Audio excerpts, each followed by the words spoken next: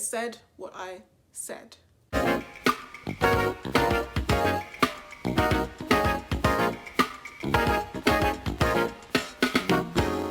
Hey guys, it's Joanne. Thank you for joining me today. If you would like to, please check out my Instagram and please do consider subscribing. So I finally gotten around to watching Black Is King, finally. And I've got some views and opinions. So before you cast judgment on me, whatever I'm gonna say, please, I really do encourage you to watch this video to the end. I'm gonna be twisting and turning all different ways, but once we get to the end, I think it will make sense. So just, buckle up and just bear with me, please. So for those of you who don't know, I actually did a review on the trailer for Black Is King when it first came out, like about a month ago. I highly recommend watching that first if you haven't, and then coming back, and make sure you come back. And then this will make a lot more sense, as I'm going to be making a lot of reference to my previous video and then how I've my opinions either changed or transformed in some kind of way. So people were really getting their knickers in a twist in my last video. Like, whew, wow, it got really heated at some moments. It became a sort of like African American versus continental African kind of thing. And it's kind of a shame to see, but unfortunately I'm not surprised to see that kind of thing. Like, it is a regular thing. This is why I avoid Twitter at all costs, to see like this rivalry between like different African diasporas or black diasporas. So just a brief summary of how I initially felt towards the trailer when it first came out was that a lot of Africans felt, not all, some, felt that they were tired of the way that Africa was being portrayed by some African Americans as being very romanticized and like a mysticalized Africa that is like so skewed from what it actually is. We're not talking about like iPhones, Twitter, Western kind of thing, but it's kind of like a fantasy world, or kind of Wakandanized. I don't want to use that word too much because I like Wakanda.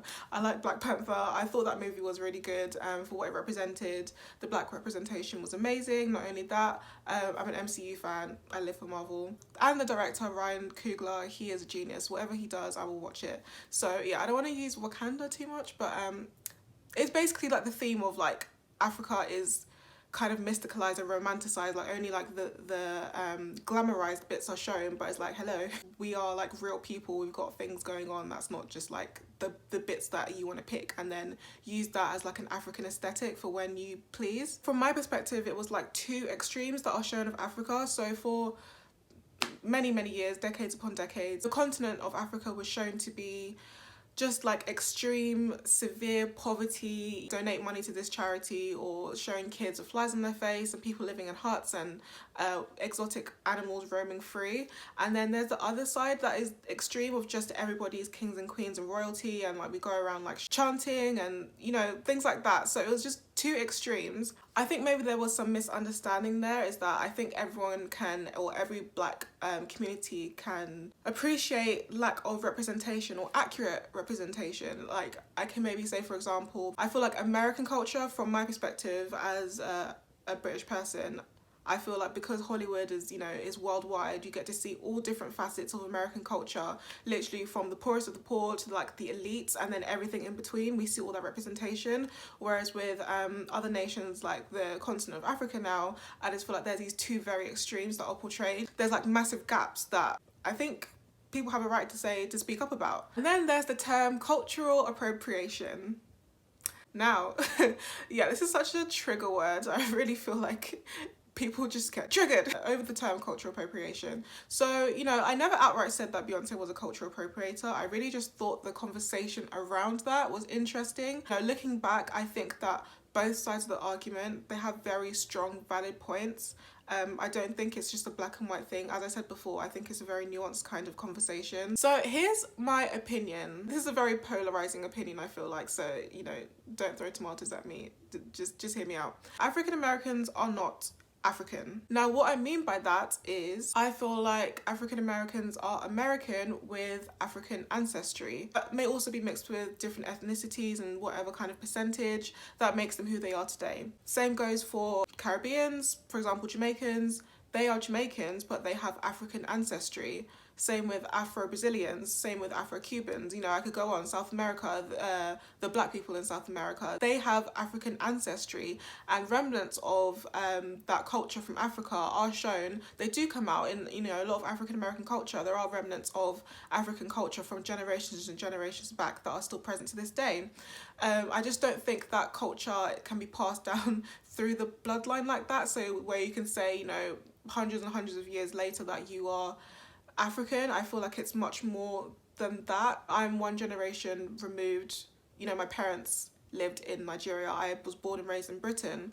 I'm very much connected to my African side, of course, but I think it would be slightly entitled of me to say that I'm exactly the same as people who were born and raised in African countries that have to deal with the things that go on in their day-to-day that I don't face perhaps, or things that I face they don't face. You know, we have different life experiences. There's a lot that we have in common, absolutely a lot. You know, if I was to stay in this country and have kids and they have kids and they have kids, what naturally does happen is culture does slightly weaken unless you actively hold on to your roots and, you know, study and research and possibly go back to Africa like regularly. Then that week becomes weaker and weaker. And as you can imagine, in the case of African Americans, South Americans, and people in the Caribbean and Black Canadians, in their case their culture was ripped away from them, absolutely taken away. It was very intentional that their culture was lost. Through that, they've been able to create their own culture in a way. Like, come on, African American culture is the most appropriated, the most copied in the whole world. Like, when we refer to the culture literally means African American culture. Like, they have a very influential culture. It's very rich. Same goes for what it was Jamaican Independence Day the other day. Their culture is so rich, so vibrant. Like, there's so much. Through slavery and all that, African culture was stripped from them. Of course, there's like little bits that are left behind that are present to this day, which, you know, is amazing that still survives to this day. But I just feel like because of the circumstances, all these different nations have now come up with their own culture that of course has bits of African culture, but, you know, they've made it their own. With that being said, does that mean that you can't now represent African culture, or that you can't be proud to be, you know, descended from African ancestry? Of course not. I widely encourage any Black person wherever you are in the world to research African history, African culture. I think it's way more interesting, way diverse than most people realise, or what we're allowed to realise. I'm not mad at Beyoncé for trying to reach her roots, or any African American person for trying to reach their roots. It can be like a cathartic experience, I feel like. I know when I go to Nigeria, last time I went was about 2 years ago, there's just a feeling that you get from being around like your people. In the case of African Americans, they've been removed from that for so long and were fed lies and, you know, oppressed and things like that. I feel like connecting with African roots is just a very powerful thing right now. So I understand the significance of that. It's just that when it becomes commercialized and capitalized on, you know, it gets a bit murky. It's a bit murky somehow. Part of cultural appropriation is that it's part of a dominant culture using a misrepresented or underrepresented culture and kind of taking it on as their own and then capitalizing off of it. As my point was before, how African American culture is pretty dominant in the world. You know, it's very identifiable, it's very strong, it's very popular. African culture that is not quite yet represented as mainstream as African American culture. I think that ties into the conversation of African Americans can now use African culture and be praised for it and, you know, awarded for it on a higher level than, you know, continental Africans don't have that kind of reach. Do you get what I'm saying? I hope that makes sense.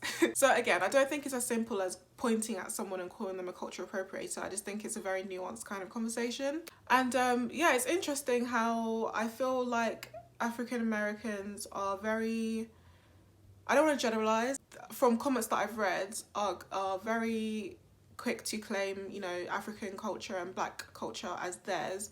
But, you know, there's now a new conversation now where there's been an influx of British actors. I'm going to go on a slight tangent here, just bear with me. Black British actors are coming to Hollywood now and seemingly taking over Black Hollywood. And I'm seeing a lot of resistance from Black British actors playing their roles. Now, I can see that point, but I also see the point of like, aren't we all black here? That's, you know, that's what people are saying to justify Beyoncé using African imagery now. So does that not apply also to Black British actors coming over and playing African American roles?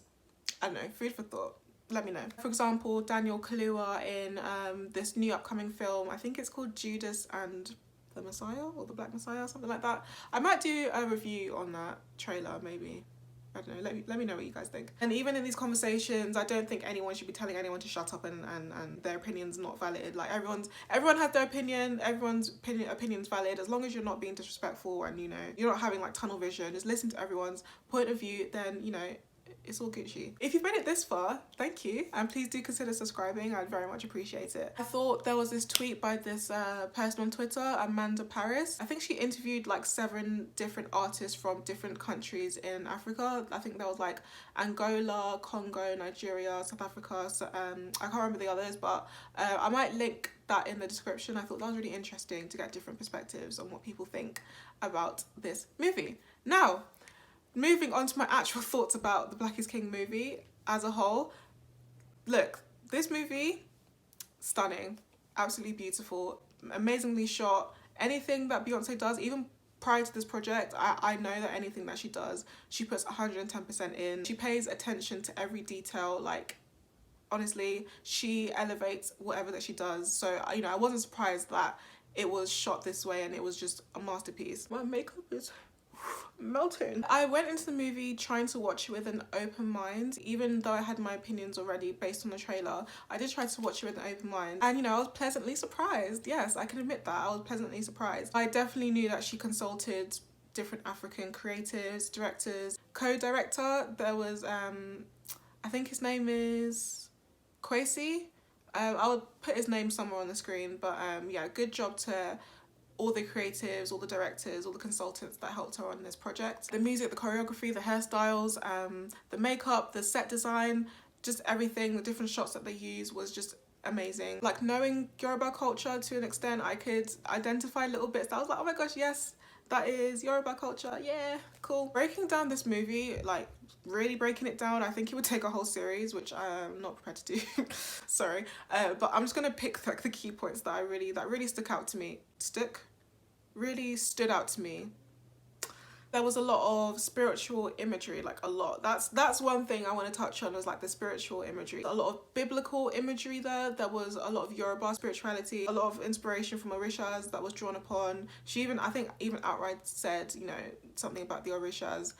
There was Yemoja, there was Oshun, there was Oya, there was Shongo. That was featured slightly in these shots. There was ancient Egyptian and Kemetic spirituality there. Even a bit of Hindu imagery. That was interesting. And there's a massive demographic of people that are calling her demonic and all these type of imagery demonic. So here's my view on that. The way I view these type of traditional spirituality, I view them more as mythology.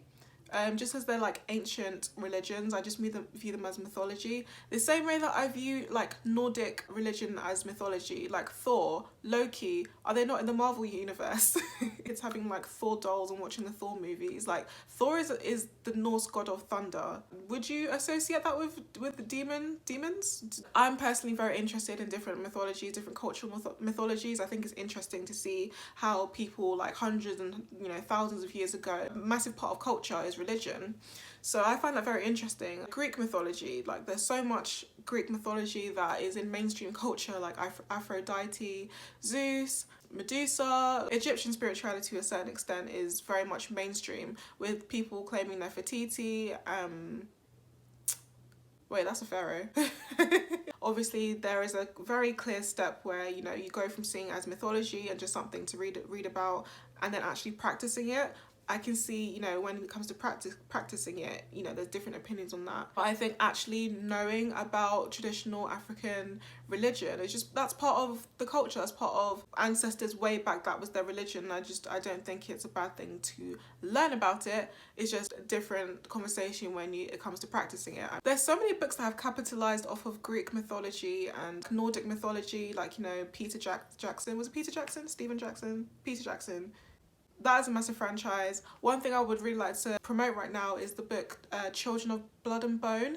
It's kind of similar to that in a way, but it uses like Yoruba deities and Orishas in this book. It's just like a fantasy book. I really found it very interesting. I will link it in the description below. I think it's very interesting. It's going to be made into a movie pretty soon, I'm sure. So that is another representation of historical African culture. Just a side note, oh my gosh, Tiara Wack was in the video. Oh, I live for Tiara Wack. I love her. The very, very key point I got from this movie was that in my first video on the trailer, from the trailer, I got that this was for African Americans. Now, having watched the movie, I feel like it's more for African American men.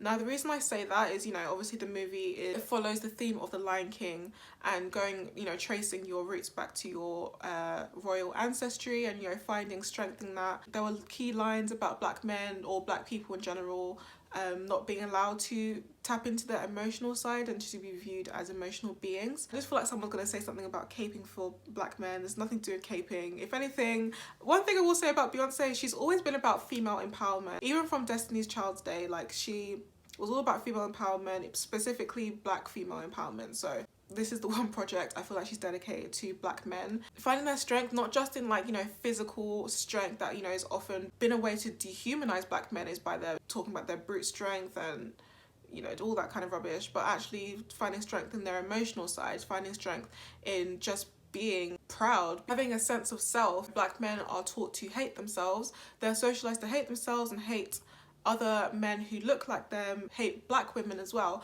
So I think that this project was a good way to redefine blackness, or not even redefine it, but actually get to the truth of what blackness represents and to debunk the lies and the myths that were told about blackness for so long. I'd like to think that black men felt the same way that I felt when I first listened to Brown Skin Girls.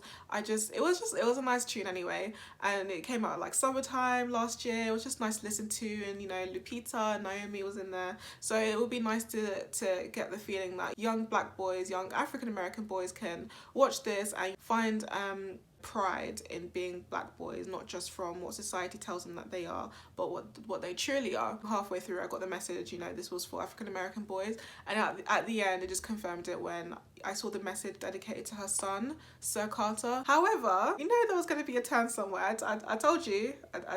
I have to give her the side eye because she has not toured Africa, and before someone comes and says she's done shows in South Africa, she's done shows in Nigeria, listen to me. Charity is not the same as a concert. It's a different production. The focus is supposed to be about the charity. When you have acts and artists performing for charity, they don't make it about themselves. The focus is always on the cause that they're there for, the charity. It's a different production. Their setup, whatever, is not the same as what it would usually be. The On the Run 1 and 2 tour was heavily influenced by African imagery. As I've mentioned before, it was based on a traditional Senegalese story based on two lovers on the run, you know, on the run tour. And she used a lot of African dances, has not toured Africa, has not attempted to. She may do in the future, but I'm talking about in the past. Black Is King is not the first project that she's used African imagery in, and I don't follow Beyonce that closely, and I can tell you that. I've also seen a bit of criticism that, you know, The Lion King is based from East African stories, culture, yet there was very, very little East African culture. From what I could identify, it was mostly Nigerian, Ghanaian, and Southern African influences that were used, yet The Lion King is from East Africa. So that is one criticism that I would say is very valid. Going forward, this could be a gateway to show all different kinds of stories that come from different parts of Africa, to really make distinctions amongst cultures, amongst countries, amongst tribes, and, you know, to really get the richness of what Africa is, because this project has definitely brushed the surface with what Africa has to offer in terms of culture. It was done very well. I hope this encourages more people to research more about African culture. Even though there's no such thing as African culture, there is Igbo culture, there is Ashanti culture, there is Yoruba culture, there's Zulu culture. You see where I'm going with this. We're in a time and age where there's the internet, there's libraries, there's books, there's scholars. This information is out there. It's not been hidden from you anymore. You can go out and find it. It's not just Beyonce that can go out and find this for herself. You can do it. I think she did a good job with this. I do. And my last thing is that Disney Plus is still not available in Africa. Yeah, I know they broadcast it on Mnet and Central Afrique. She's done a good job, but again, she is not Mama Africa. Please stop this mentality. Stop it. that we're not going with that. Yeah, that's it for me today. I think this video is long and I'm not even sure how long this video is. Yeah, I hope you enjoyed this breakdown of what I thought of Black Is King. Following on from my initial kind of feelings towards it in the trailer, it's always interesting to look back and see my initial reaction to things. I do want to carry on reviewing trailers and then reviewing the movies when I've seen them. I think it's nice to see how far your opinions can change and differ, and maybe even be expanded upon from when you first see things. So I hope this conversation carries on. I hope this is not just a one-time thing of, you know, Africa's cool now, but, you know, in 6 months time you still this gassed about Africa. Interesting. Please do consider subscribing, and yeah, I'll see you in the next one, guys.